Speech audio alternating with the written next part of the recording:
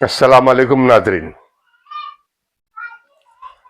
Iran cease fire, इसके सिलसिले में सारी दुनिया के अखबारात ये बहस में लगे हुए हैं कि ईरान जीत गया या अमेरिका जीता, किसका नुकसान हुआ, किसका फायदा हुआ, न्यूक्लियर एनर्जी नष्ट हुआ नहीं हुआ, ये सारे बातें चल रही हैं सीज फायर के बाद।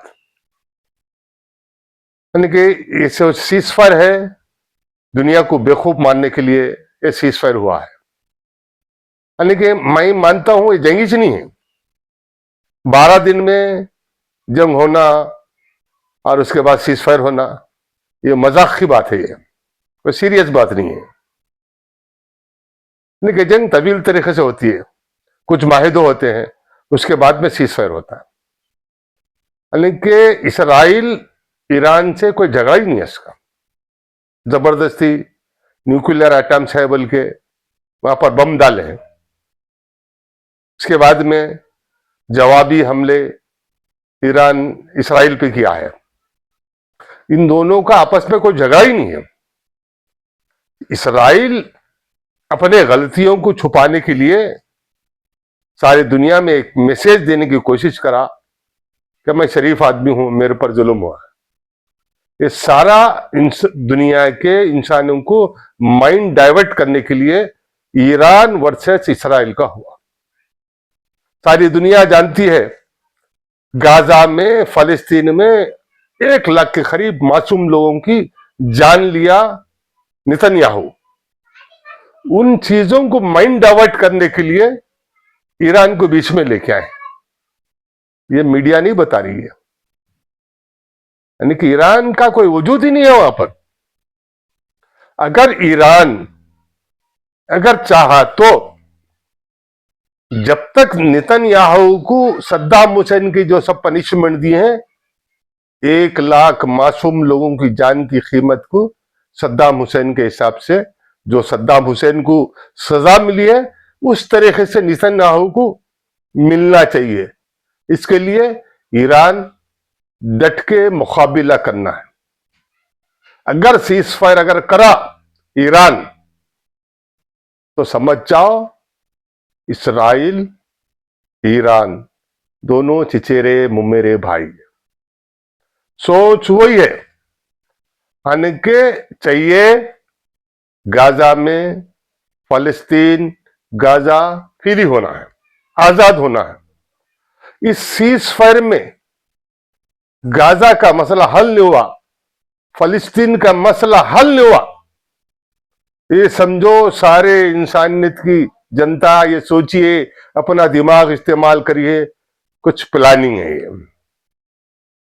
जब तक नेतन्याहू को ईवन ने पनिशमेंट नहीं देंगी तो समझ जाओ ये जेनोसाइड का हत्यारा है, ये इसको बख्शना नहीं है। आप हम सब अपना दिमाग इस्तेमाल करके सोचिए। मेरे यूट्यूब चैनल पे कमेंट्स कीजिए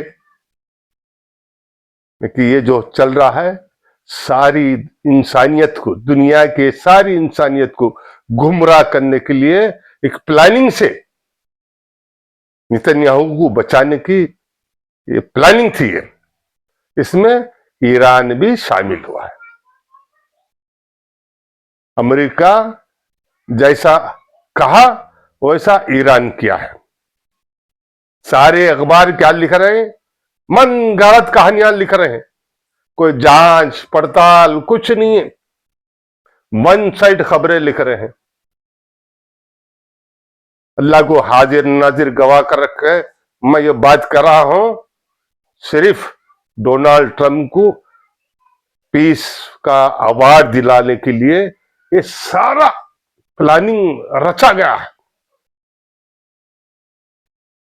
हम सारी दुनिया की इंसानियत को यही मान के चलना है, जब गाजा फलस्तीन फ्री होगा, नेतन्याहू को पनिशमेंट मिलेगा, तभी हम समझेंगे ईरान इंसानियत के लिए काम करा है। अगर ऐसा ना हो तो हम ये समझेंगे कि डोनाल्ड ट्रंप की प्लानिंग में ईरान भी शामिल है और इसराइल, अमेरिका, ये तीनों मिलकर एक ड्रामा रचे हैं सिर्फ नोबेल प्राइज के लिए। अपना दिमाग लाइए, 12 दिन में जंग भी हो रही, सीज फायर भी हो रही, क्या मजाक है। आज सोशल मीडिया पे धड़ाधड़ बकते जा रहे हैं, धड़ाधड़ बकते जा रहे हैं, नेशनल मीडिया धड़ाधड़ बकते जा रही है। अरे क्या, हकीकत को बोलिए, अपना जमीर को मत बेचिए। अरे इतने खोजी पत्रकार खोज खोज कर जो है खबरें निकाल रहे हैं कि अमेरिका ईरान से मिला हुआ है इसराइल को बचाने के लिए। को जो जेनोसाइड करा है गाजा के अंदर, उसको बचाने के लिए ये सारी प्लानिंग रचा गई। अगर ईरान फलस्तीन को गाजा के लिए काम नहीं करा, मैं सारी दुनिया को, ये अवाम को बताना चाह रहा हूं कि this is involve in planning in USA के इशारे पे ईरान, इसराइल, ये सारे के सारा 12-3 जो है ड्रामा रचा गया है। ये ड्रामा है, कोई रियल नहीं है ये। यानी कि इस ड्रामे के अंदर कई मासूम लोगों की जान गई, मगर हुकूमतों को जान की परवाह नहीं है। इसराइल को बचाना था, नेतन्याहू को बचाने के लिए ये सारा प्लानिंग रचा गया। क्यों इंडिया खामोश थे? इंडिया को ये मालूम हो चुका था कि शांति पुरस्कार के लिए ये सारा ड्रामा रचा जा रहा है। इसी वजह से इंडिया का डिप्लोमेटिक साइलेंट। तमाशा देखिए मेरे साथियों, अगर गाजा, फलस्तीन इन हालात में अगर फ्री नहीं हुआ, नेतन्याहू को पनिशमेंट नहीं मिला, सारे अवाम से मैं गुजारिश करता हूं, इस सारी इंसानियत के साथ गद्दारी हुई है इस जंग के सिलसिले में। मेरे साथियों, ये वीडियो जहां तक हो सके वहां तक पहुंचाइए, सब्सक्राइब कीजिए, शेयर कीजिए, लाइक कीजिए, कमेंट्स कीजिए। दोबारा हकीकत बात करने के लिए दोबारा आपके सामने आऊंगा इंशाअल्लाह। खुदा हाफिज, सलाम अलैकुम।